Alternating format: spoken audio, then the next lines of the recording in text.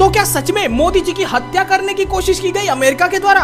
ऐसा पहले भी हो चुका है लाल बहादुर शास्त्री के साथ, और कांग्रेस के टाइम पर इंदिरा गांधी और राजीव गांधी के केस को भी हम लोग नहीं भूल सकते। और भाई उसी जैसे कुछ न कुछ ऐसे अजीबोगरीब कोइंसिडेंसेस हुए इस बीच में, जिसे देखकर यार तुम खुद भी सोच में पड़ जाओगे। तो एक बार इस वीडियो को भाई पूरा शुरू से लास्ट तक देखो। मोदी जी को असैसिनेट करने की प्लानिंग की गई थी और तभी पुतिन और मोदी जी के बीच में पुतिन की कार में 45 मिनट्स की एक मीटिंग होती है और उसके बाद कुछ बहुत ही शॉकिंग होता है। 31 अगस्त 2025 चाइना में एससीओ समिट हेल्ड किया गया था और उस दिन पुतिन अपनी कार में बैठकर मोदी जी का 10 मिनट्स के लिए वेट करते हैं और उसके बाद दोनों मिलकर पुतिन की कार में बैठकर 45 मिनट्स तक एक सीक्रेट डिस्कशन करते हैं। But the question here is कि इतनी बड़ी कंट्री के दो टॉप लीडर्स किसी आलीशान होटल की बजाय ऐसे कार में बैठकर क्यों मीटिंग कर रहे थे? तो देखो यही पर एंट्री होती है CIA की। इस फोटो को ध्यान से देखो, यह है टेरेंस जैक्सन जो कि यूएस का one of the top military officer था। पता है इसे अप्रैल 2025 में 4 महीने के लिए बांग्लादेश में बिजनेस ट्रिप के नाम पर डिप्लॉय किया गया था और किसी भी मिलिट्री ऑफिसर को 4 महीने के लिए किसी दूसरी कंट्री में डिप्लॉय करना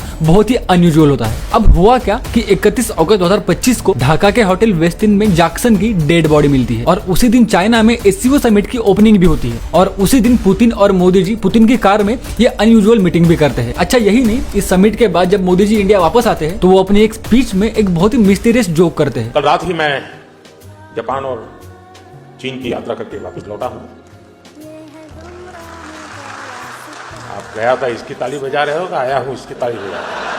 अब हो सकता है कि यहाँ तक आपको ये सिर्फ एक कॉन्स्पिरेसी थ्योरी लगे, लेकिन अगले कुछ सेकंड्स इस वीडियो को बस ध्यान से देखना और एंड में आप अपना ओपिनियन खुद क्रिएट कर लेना। देखो CIA का प्रूवन ट्रैक रिकॉर्ड रहा है कि जो भी कंट्री यूएस इंटरेस्ट से अलाइन नहीं है वहां पर केओस क्रिएट कर दो। फिडेल कास्ट्रो जो कि क्यूबा के फॉर्मर प्रेसिडेंट है, उन्हें CIA ने 634 बार मारने की कोशिश की थी और ऐसे कई एग्जाम्पल्स आपको मिल जाएंगे। तो अब सवाल ये आता है कि CIA अब मोदी जी को क्यों टारगेट कर रहा है? तो देखो इसका आंसर सीधा सा है कि मोदी जी के लीडरशिप के अंडर जो इंडिया है वो खुद के लिए एग्रेसिवली स्टैंड ले रहा है विदाउट इवन थिंकिंग कि यूएस क्या सोचेगा या फिर यूरोप को क्या लगेगा, और यही बात यूएस को खटक रही है। अब देखो हुआ क्या कि 31 अगस्त को जब ढाका में जैक्सन की डेड बॉडी मिली थी तो यूएस एम्बेसी ने बिना कोई एग्जामिनेशन किए उसकी डेड बॉडी को कलेक्ट कर लिया था और उसके रूम में जो डॉक्यूमेंट्स, मैप्स, स्केचेस और इलेक्ट्रॉनिक डिवाइसेस थे उन सबको कलेक्ट कर लिया गया था। क्या ये सब कुछ महज एक कोइंसिडेंस है? अब देखो जैसे हमारे पास रॉ है वैसे रशिया के पास FSB है और ये जो FSB है इसके अंडर कुछ ऑर्गेनाइज्ड क्राइम ग्रुप्स है जो कि बहुत ही क्लोजली CIA के ऑपरेशंस को मॉनिटर करते हैं और तो और FSB और रॉ में एक इंटेलिजेंस एक्सचेंज भी है, इसलिए दोनों कंट्रीज ऐसे सिचुएशंस में एक दूसरे को अलर्ट करती है। तो अगर इसे बारीकी से देखे